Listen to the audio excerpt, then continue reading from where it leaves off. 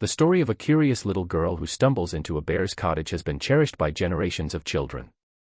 But what if the roots of this beloved tale reveal a much darker truth? Behind its cozy, familiar facade lies a history filled with violent twists, hidden meanings, and eerie connections to long-forgotten folklore. In this video, we'll uncover the true origins of Goldilocks and the Three Bears. You'll discover how the earliest versions featured an intruder who wasn't a child and who met a far more gruesome fate. We'll explore whether the bears were once something far more monstrous than just woodland creatures and delve into their surprising ties to ancient myths and legends. This isn't just a simple fairy tale. It's a chilling journey through centuries of storytelling, evolving morality, and the shadowy legacy of a tale that's far more unsettling than you ever imagined. Welcome back, Darklings. Let's begin by revisiting the version most familiar to us today. Once upon a time, there was a curious little girl named Goldilocks who lived near the edge of a forest. One day, while wandering through the woods, she came upon a quaint little cottage. Being an inquisitive child, she decided to peek inside. The cottage belonged to three bears: Papa Bear, Mama Bear, and Baby Bear. They had gone out for a walk while their porridge cooled. Goldilocks, unaware of the cottage's owners, stepped inside. On the table she saw 3 bowls of porridge. Feeling hungry, she decided to taste them. She tried the first bowl. "This porridge is too hot," she exclaimed. She then tried the second bowl. "This porridge is too cold." Finally, she tasted the porridge in the third bowl. "Ah, this porridge is just right," she said happily, and ate it all up. Next, Goldilocks spotted 3 chairs. Feeling tired, she decided to sit down. She tried the first chair. "This chair is too big," she said. She then sat in the second chair. "This chair is too big too." Finally, she sat in the third chair. "Ah, this chair is just right," she sighed in relief. But as she settled in, the chair broke into pieces beneath her. Feeling sleepy after her meal, Goldilocks climbed the stairs and found 3 beds. She lay down on the first bed. "This bed is too hard," she said. She then tried the second bed.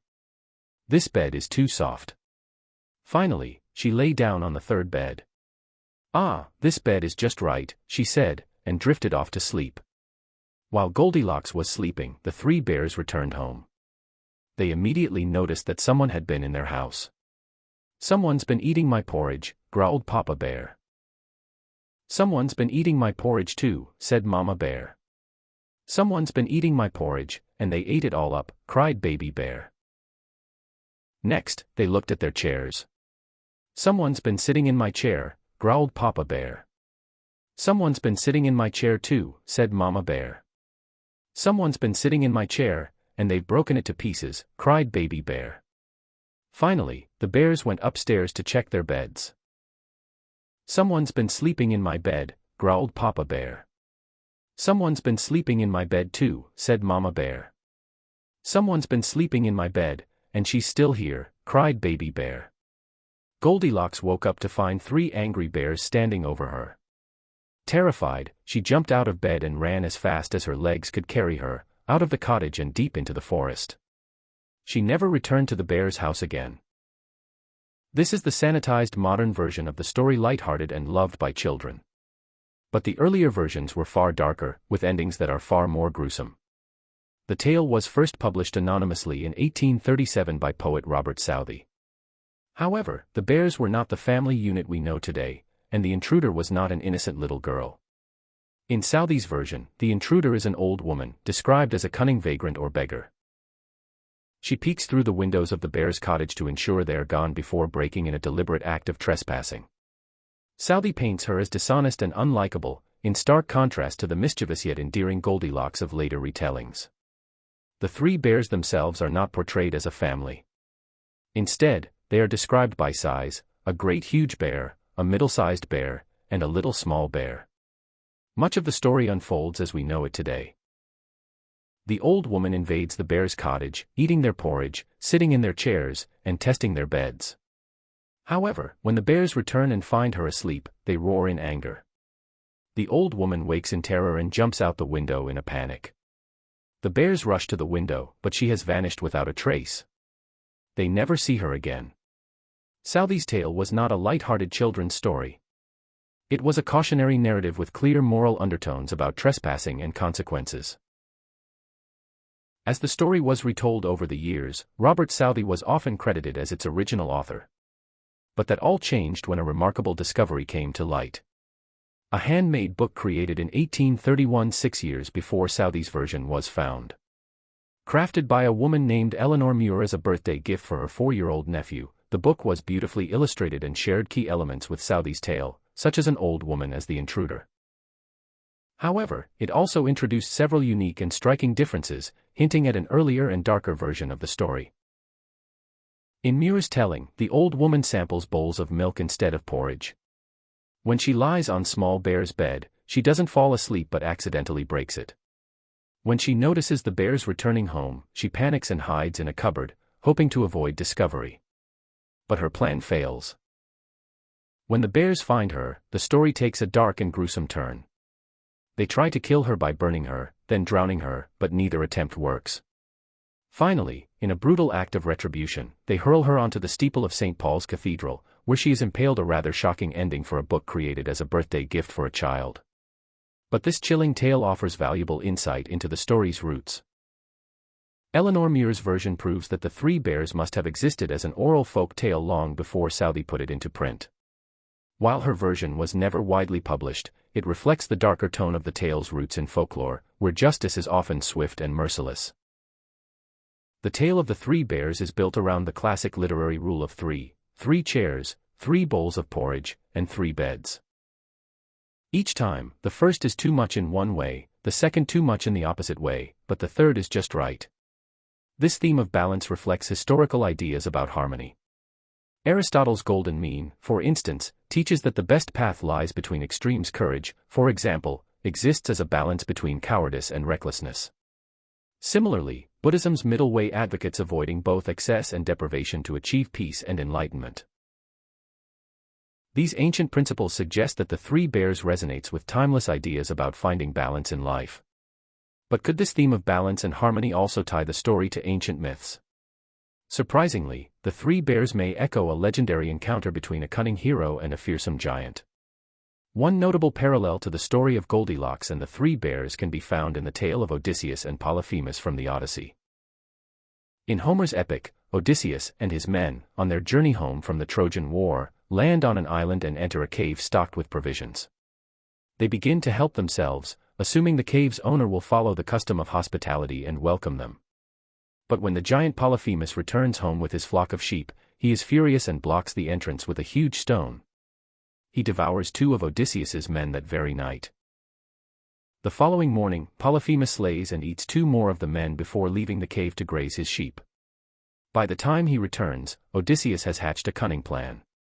After offering Polyphemus wine to make him drunk, the giant asks Odysseus for his name.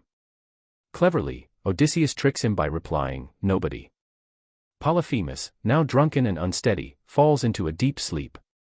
Odysseus seizes the opportunity, driving a hardened wooden stake into Polyphemus's eye. When the blinded Cyclops cries out for help, his fellow Cyclopes ask who has harmed him. Polyphemus replies, "Nobody," leading the others to assume he is afflicted by divine punishment and leave him to his fate. The next morning, Polyphemus lets his flock out to graze, feeling their backs to ensure the men are not escaping.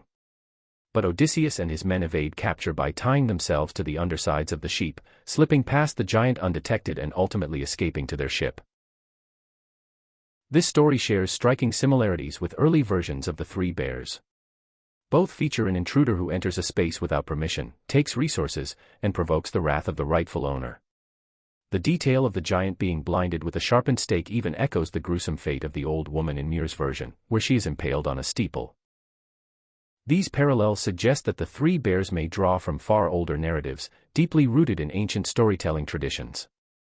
The old woman in Muir's version, who cannot be burned or drowned and ultimately must be impaled to be killed, also bears a striking resemblance to the real-life figure of Polycarp, an early Christian martyr who died around 155 CE. According to legend, Polycarp was sentenced to be burned at the stake, but the flames miraculously failed to harm him. Instead, he was ultimately killed by being impaled with a spear. This parallel adds a fascinating layer of historical resonance to Muir's dark version of the tale. In 1850, Joseph Kundal published a new version of the story that introduced a little girl as the main character. Kundal believed the shift would make the story more engaging, reasoning that many other tales already featured old women. By transforming the intruder into a sweet, innocent child, he created a stark contrast to the fearsome bears, heightening the tension and sense of danger. However, the girl wasn't yet known as Goldilocks. Kundal named her Silver Hair, a possible nod to the story's origins with an older woman. Over the following decades, Silver began to give way to gold. Eventually, her name evolved into Goldilocks, the name that has endured ever since. But could the origins of this curious girl be tied to another beloved fairy tale? Surprisingly, the story of the three bears shares striking similarities with Snow White, and it might change how you see both tales forever. In the Grimm brothers' 1812 first edition of Snow White, the heroine, a 7-year-old child, discovers the home of the 7 dwarves while wandering through the forest. Inside, she finds a table set with 7 plates and cups, as well as 7 small beds. She samples a little food from each plate and takes a sip of wine from each cup. Growing tired, she tries each bed one by one, finally settling into the last bed to fall asleep. When the dwarfs return, they notice the disruption and ask familiar questions. Who has been sitting in my chair? Who has been eating from my plate? Who has been lying in my bed? Eventually, they find Snow White asleep. Unlike the bears in the Three Bears, however, the dwarfs are so charmed by her beauty that they welcome her to stay. And there is an even stronger connection to a Norse folk tale found in Old Legends from Valdres, a collection of traditional stories from Norway compiled and published in 1871. The book includes a story that is essentially the tale of Snow White, but with notable differences. Instead of encountering 7 dwarfs, the heroine stumbles upon the home of 3 bears. These are no ordinary bears, however. They are cursed knights who shed their bear skins every evening to reveal their true forms as 3 handsome men. While the bears are out, the young maiden helps herself to the food cooking on the stove. When they return, she hides under their triple bunk bed. Eventually, the maiden falls in love with the youngest knight. Much like in the Grimm brothers' original version of Snow White, the villain in this tale is not a stepmother but her own real mother, who is jealous of her beauty and makes multiple attempts on her life. In the end, the knights defeat the mother by burning her in tar and sulfur, breaking the curse that bound them in bear skins and ensuring a happily ever after for all. This tale is claimed to be a traditional Norse folk tale, but since it was recorded over 30 years after the 3 bears first appeared in print, its connection to the story remains uncertain. Interestingly, in the same year Southey's The 3 Bears was published, the Grimm brothers recorded a tale called Snow White and Rose Red. This story, which had been published earlier by others, features a large black bear befriended by the 2 sisters during a snowy winter. The bear is later revealed to be a prince under a spell cast by an evil dwarf, and the sisters eventually break the curse, transforming the bear back into a handsome man. However, many folklorists question whether this folk story has any connection to the famous Snow White tale. Most believe the two are unrelated and simply share a heroine with the same name. The motif of animal bridegrooms is a recurring theme in folktales, but the depiction of 3 knights wearing bear skins in the Norse tale is particularly intriguing, given the profound cultural significance of bears in Norse mythology and tradition. In Norse folklore, bears represented immense strength, ferocity, and transformation. Tales of men transforming into bears likely drew inspiration from the legendary berserkers. Elite Norse warriors said to embody the raw power and untamed fury of bears during battle. Active during the Viking Age, the term berserker likely originates from the Norse words for bear and shirt, referring to either the warrior's bear pelts or their ferocious bear-like state.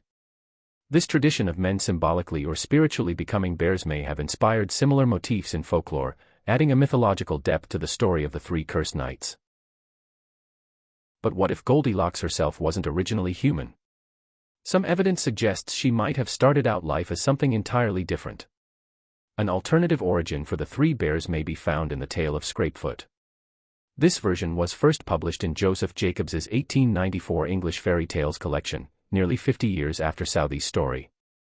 However, Jacobs claimed that it was collected from a Mrs. H., who had heard it from her mother over 40 years earlier, indicating that Scrapefoot may predate Southey's version. In this tale, the 3 bears live in a castle rather than a cottage, and the intruder is not a little girl but a male fox named Scrapefoot. If the original intruder in the tale was a fox, it's possible that the roots of the three bears lie in the medieval fables of Reynard the Fox. Reynard is the central figure in a cycle of tales that originated in 12th century France and spread throughout Europe. The fox's opportunistic behavior in these fables aligns closely with the character of Scrapefoot, suggesting a possible connection between the two stories. These stories depict him as a clever and often morally dubious character, using wit and strategy to outsmart his enemies, typically other anthropomorphic animals like wolves, bears, and lions. Interestingly, the stories of Reynard the Fox were part of the inspiration behind Disney's animated film Robin Hood. In one tale, Reynard the Fox cunningly deceives Bruin the bear into trespassing into a human's home with the promise of honey. Bruin, enticed by the prospect of a sweet reward, breaks into the house and gets his head stuck in a honey jar. The commotion draws the humans, who capture and severely beat Bruin, while Reynard, true to form, escapes unharmed. In another tale, Reynard sneaks into a barn, feasts on the livestock's food, and makes himself comfortable in a cozy bed of hay. When the farmer discovers the intruder, he tries to capture Reynard, but the clever fox evades him at every turn. In frustration, the farmer sets the barn on fire to smoke Reynard out, but the wily fox manages to escape yet again, leaving chaos in his wake. Reynard epitomizes the archetypal trickster, a figure woven into myths and stories across cultures. Tricksters defy boundaries and break rules, often using cunning or thievery. They can be clever, foolish, or a blend of both, mocking authority and disrupting normalcy. Across traditions, the trickster is a resourceful character, using wit and schemes to steal food and treasures or simply to cause mischief for amusement. At its core, The Three Bears aligns with this tradition, with Goldilocks embodying the trickster archetype. She crosses boundaries by intruding into the bears' home, stealing their food, and causing chaos. But what if the bears themselves weren't always bears? Their origins might reveal something unexpected and far more sinister. In 1865, Charles Dickens completed his final novel, Our Mutual Friend, which features a chapter titled The Feast of the Three Hobgoblins. In this chapter, the characters partake in a simple meal of bread and milk, and Dickens writes it was, as Bella gaily said, like the supper provided for the three nursery hobgoblins at their house in the forest, without their thunderous low growlings of the alarming discovery, somebody's been drinking my milk. This reference suggests that perhaps, at the time, a version of the story existed featuring not bears but three hobgoblins. Small, mischievous spirits often linked to household fairy or brownie folklore. It's also worth noting that while the word bugbear today refers to a source of anxiety or irritation, its origins are far more sinister. Historically, bugbear described a type of hobgoblin believed to devour misbehaving children and scare them into obedience. The word bug, in Middle English, meant a frightening thing, though it may also trace back to Old Welsh or Scots, where it referred to an evil spirit or goblin. In medieval England, the bugbear was often depicted as a menacing bear-like monster lurking in the woods, preying on disobedient children. This evolution raises an intriguing possibility. Could the original version of The Three Bears have featured hobgoblins or bugbears and transformed over time into three anthropomorphic bears? If the earliest version of The Three Bears did indeed feature bugbears or hobgoblins, it wouldn't be the first time a folk tale was softened to make it more palatable. Many stories that once warned of supernatural creatures and lurking dangers were gradually reshaped, particularly in the Victorian era, into moral lessons for children. Whatever its true origins, one thing is certain.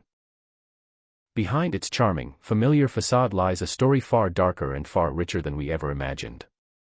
But what surprised you most about the story's origins? Share your thoughts in the comments below, and if your hunger for fairy tale origins still persists, be sure to subscribe and explore the rest of my channel. See you in a future video.